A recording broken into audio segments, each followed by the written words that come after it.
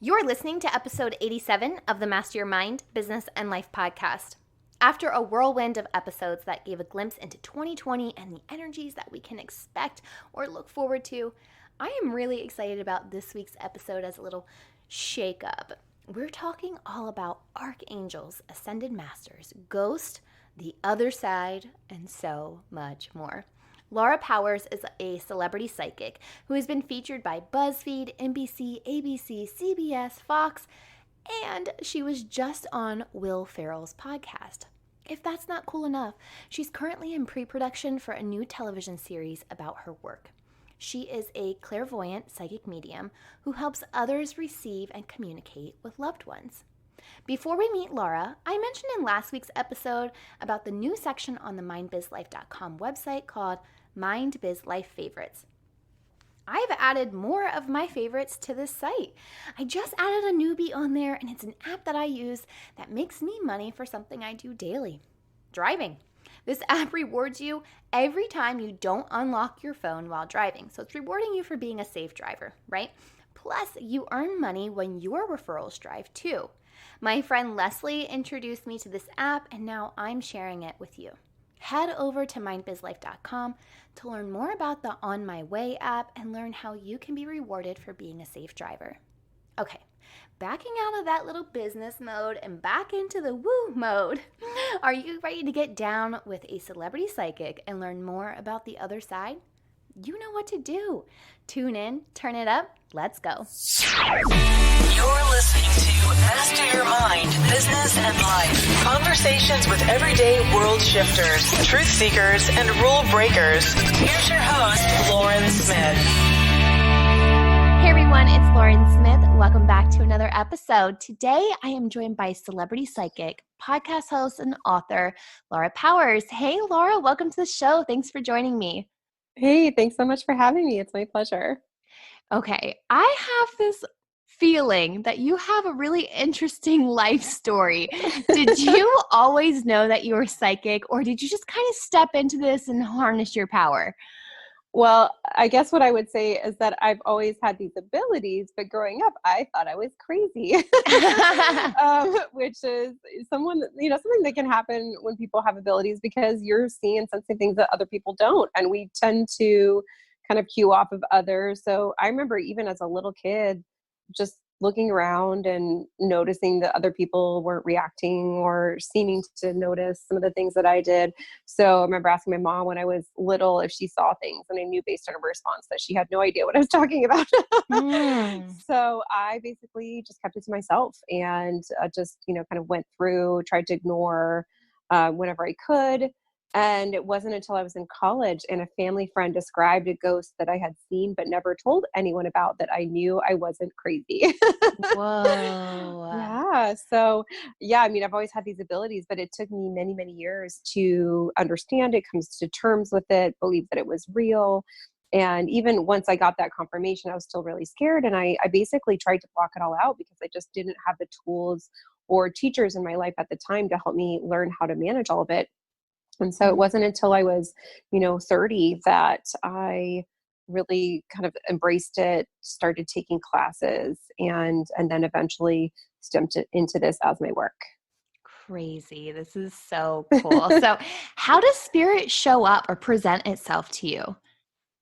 Gosh, Because I'm kind of seeing like Ghost right now, like the movie Ghost. Yeah. No, it was very much like that. In fact, there's a scene in that movie that I'm like, yep, that's totally can be what it's like, where Whoopi Goldberg gets kind of taken over by Patrick Swayze's ghost. And I could have that happen to me, meaning like I could be what's called a trance medium, where a spirit comes in and do that, but I don't want that. But ghosts would try. I would literally have ghosts trying to get in and, kind of like use my body for the time.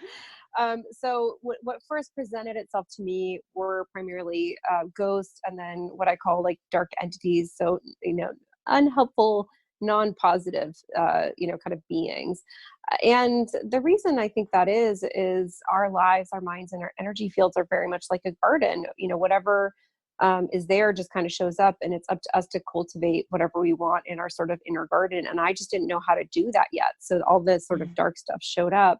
And then it wasn't until I got training and I learned about angels and beings of light and energy boundaries that it really changed for me. So I do still do what I call ghost whispering. So communicating with ghosts, I do space clearings, but it's not nearly as much of my regular life as it used to be, because now I know how to have boundaries and how to, basically set intentions and parameters for what I want in my life and my energy fields. Right. So I assume that if you were to do something, you essentially would do like some sort of blessing or something to set the intention of you're only accepting positive, light-filled, ghosts into a reading, or how do you keep the darkness away? Yeah, I think it's a process. So Mm. it is about setting intentions, and then getting your spiritual helpers to help you. So I work a lot with angels and archangels in particular, great with this. Specifically, Archangel Michael is really great for establishing and enforcing energy protections and boundaries, and also with live people. So if you're ever in an unsafe situation, Archangel Michael's your guy. Yeah. Ask him for help and protection. And then it's a combination of doing that, and over time your energy shifts, and then your whatever it is that you're putting out and your beliefs also attract things to you. So over time you can make pretty major changes in terms of what you are attracting, allowing your space, and whatever you allow physically impacts what happens to you spiritually, and vice versa. So let's say you are being harassed by, angry ghosts or something. It's very likely that you may also have some physical relationships with live people in your life where you have unhealthy boundaries. And as you improve one, then the other will usually also improve. This is like so mind blowing to me. I love it. Like I'm just like, oh my god, I don't even know which direction to go right now. But let's go angels, because you recently released a book, Archangels and Ascended Masters. So okay, first of all, how can we use archangels more? Because you've already touched on Archangel Michael. So who are the different archangels, and how can we kind of leverage them to our ability to help us? Yeah, so archangels are a specific type of angels, and angelology is the study of angels, and there's many different types. So most people are familiar with the idea of guardian angels, and we have an angel that is kind of assigned to us and assists us throughout our life. But there's many different angels that work on different areas and different levels, and archangels are a very high level angel, but that still works with human affairs, because there are even angels on a grander scale that work with, say, planets and like Mm. universes, and it can go on really into quite large levels.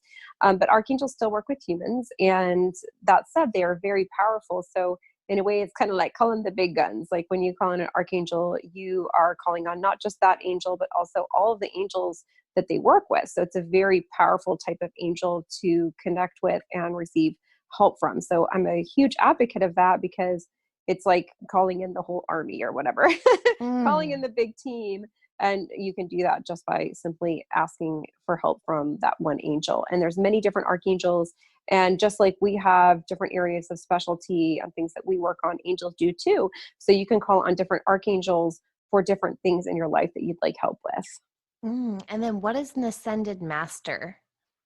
So an angel is generally speaking, a different type of being.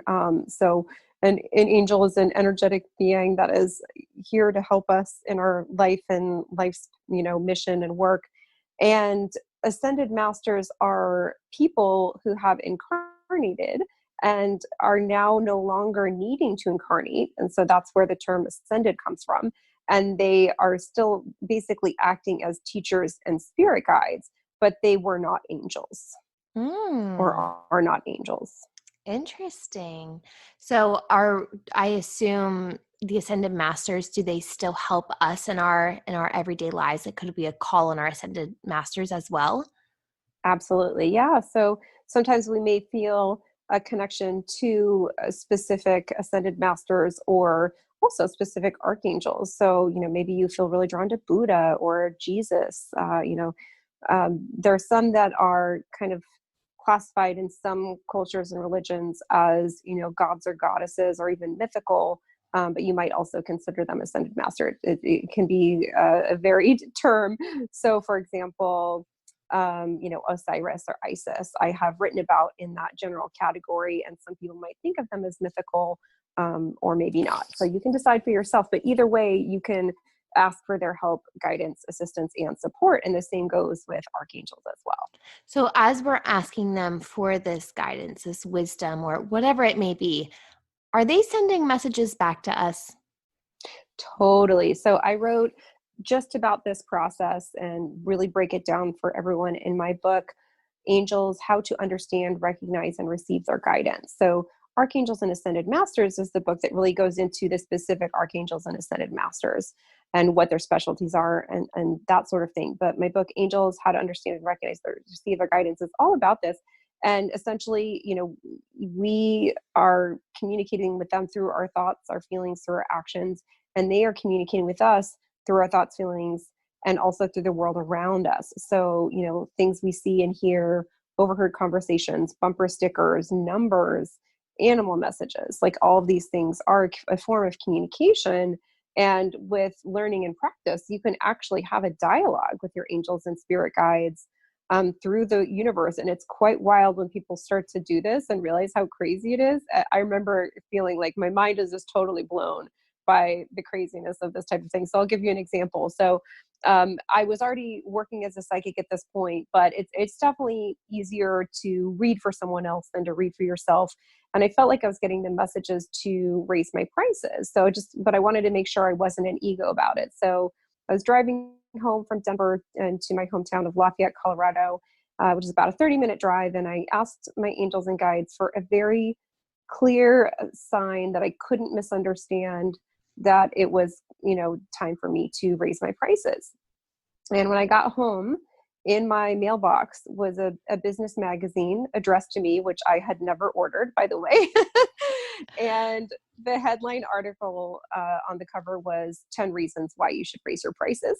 Stop it. Oh Yes, my goodness. It gets that crazy where it's like a dialogue, and it starts to feel like, oh my God, it's like you're in the Matrix or something, when you really start to access it, because it can be incredibly specific and, just kind of mind blowing. What do you say to people who are like, well, you were just looking for a sign, so of course you saw one? I mean, I can understand that, but there gets to a point where they are just so weirdly specific. Even that, like, it was so bizarre, that magazine being addressed to me, it being on the cover. And then not only that, but like inside the article were 10 reasons why, like practical reasons why raising prices is a good idea to, I guess, soothe my analytical mind as well as my right. sort of Yeah. intuitive or spiritual aspect. So I understand that. But I think when you start to experience it in strange enough ways, eventually you have to think, okay, something's going on. But part of what happens is, if our angels and spirit guides know that we are paying attention, then they use that sort of channel or avenue even more. And I mean, sometimes the signs have been stuff that it doesn't even seem like could be physically possible. Like I'm not exaggerating. This has happened to me several times. The television turning itself on and, to a specific song or a television show or something where the name was deeply meaningful with what I was asking about. So it can get pretty wild. And anytime something comes in an unusual way, meaning just like these are both examples of some, electronics turning themselves on, or, just after you ask, there's something, a magazine you didn't order, or something kind of being presented to you in the mailbox, these unusual, or anytime something is repeated, then that's something I would recommend paying attention to. So, maybe you just keep hearing about a particular book or a particular person or a particular city or whatever. It just keeps coming up over and over and over again. Then there's something there. You need to pay attention to it. Right.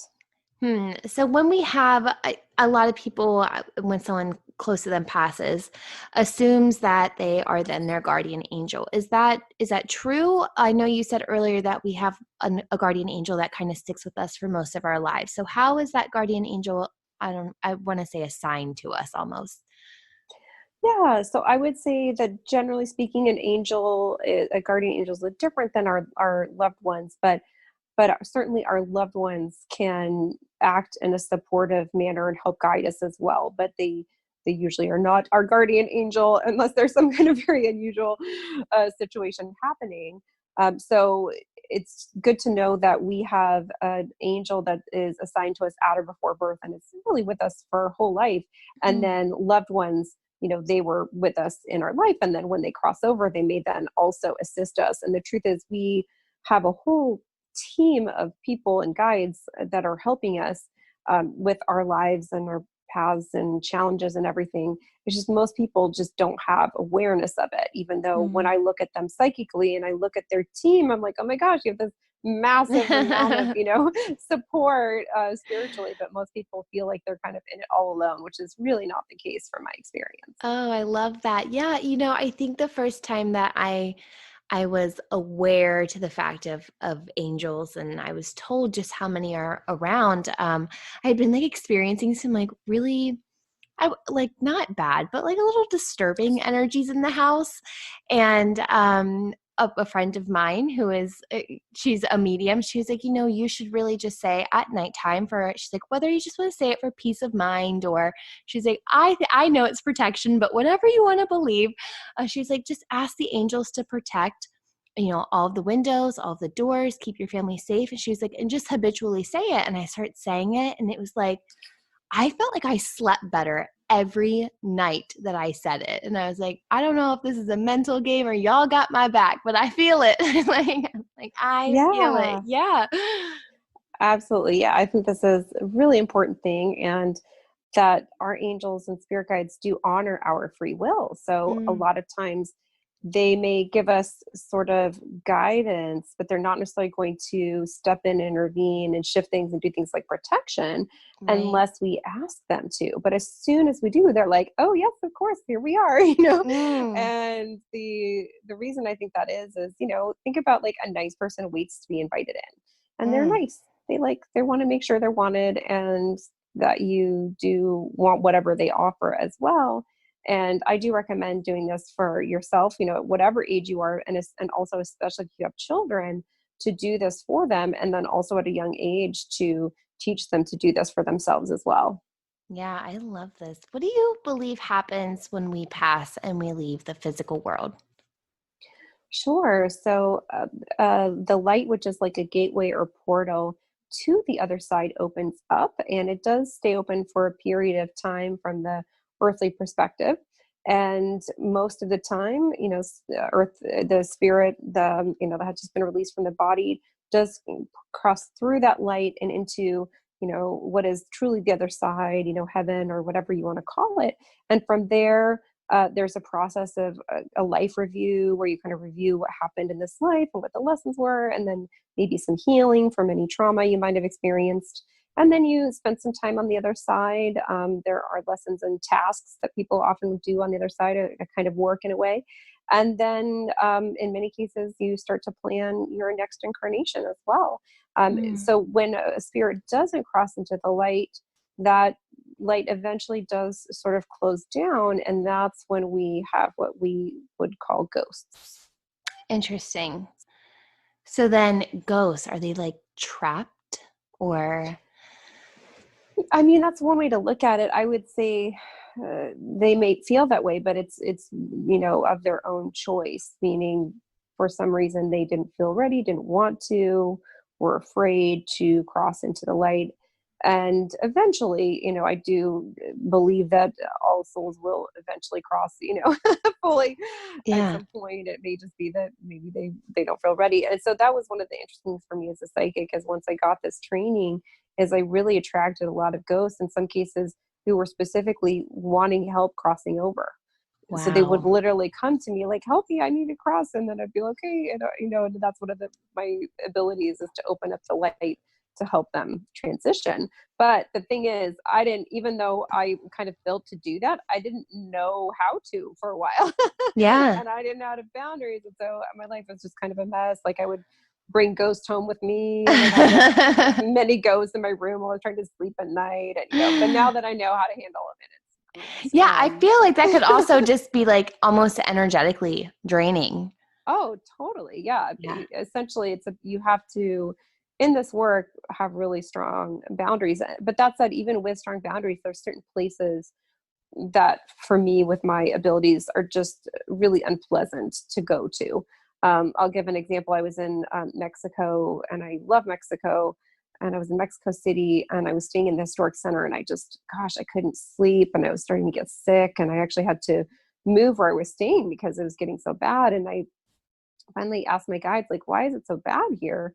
And they told me that it was because of some of the things that happened in that space. And I when I did some research, I learned that I was staying a few blocks from one of the Mayan sites that had been uncovered when they were building the subway. It's now a museum, and it was one of the sacrifice sites. And like, they kept very good records. So like, just as an example, there was one weekend where they killed like 180,000 people. Wow. Just that one weekend at that location. It was like, well, no wonder there's so many Jeez. ghosts and so much pain and kind of suffering and sacrifice of all, different forms of traumatic death is one of the most intense. So like a place like that, like it's not really the best place for, even with strong boundaries, for me to go hang out in.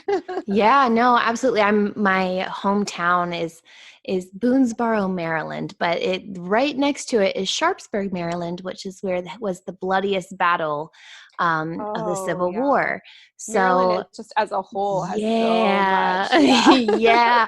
So I mean, there's like so many stories, just like so many stories from so many people of just like the cool things. So I feel like it's always been like a little part of me of like I've always been a believer, just like growing up there. It's like, dang, how can you not? But that is just so wild that the energy, you could feel it from like that long ago. Like, wow. Yeah. I mean, it kind of leaves an energy impression on the land. And unless someone goes through and does some massive shifting, it's going to stay there. And in some cases, that has happened in certain places, but in a lot of cases it hasn't. And like I used to do a lot of kind of pro bono energy clearing work, but it is very tiring. So I learned that I have to protect my energy and not do too much of that. Otherwise I just, would end up depleted.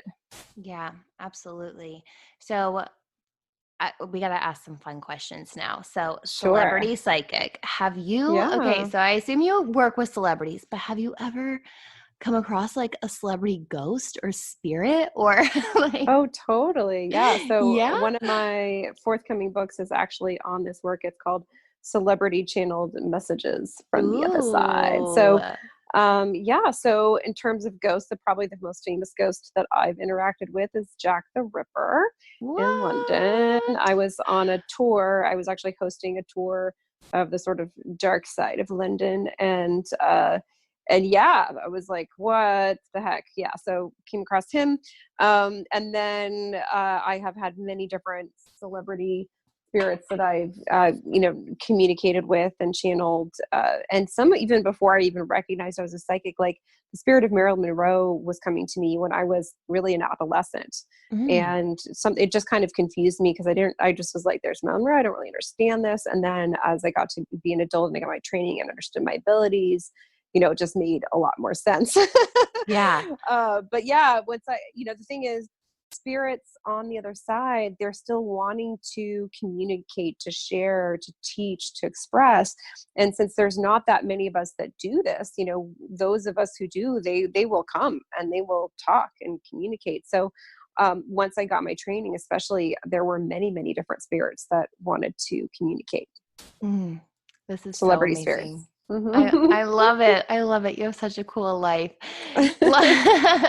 You provided us with just so much information. I know our audience is going to want to connect with you and read your book and listen to your podcast. So where can they go to just learn more about you and connect with you further? So the website that I have that is for this type of work is healingpowers.net. And on there you can find information about how to work with me. I teach classes, I do readings, I do space clearings. I have courses that people can purchase.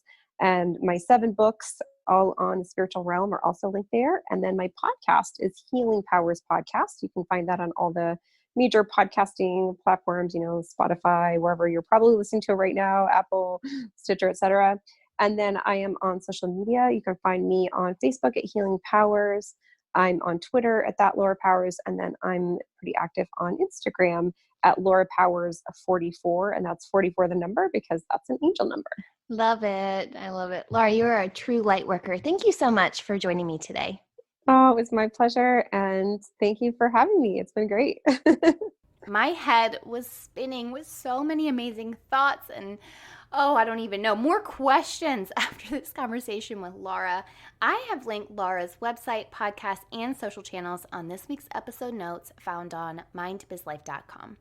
If something resonated with you today, I invite you to share this episode with a friend, screenshot it, share it on social media, tag me in it at mindbizlife, and I'll reshare that with the community. I cannot express this enough, but each week I feel like I meet a new listener, typically through Instagram, and it just warms my heart that we're connecting. So know that when you reach out to me and connect with me, it makes my whole day. If we're not connected already, follow me on Facebook, Twitter, or Instagram at MindBizLife, or on my personal accounts at Lauren Smith Biz. If you thought this week's conversation was mind-blowing, I am really excited to see what you think about next week's episode, because we're talking about psychedelics. I'll see you back here on Friday for another episode of Fuel Your Life Friday, or next week for another conversation. Until then, remember, every level of life is an opportunity to grow. Be well, my friend.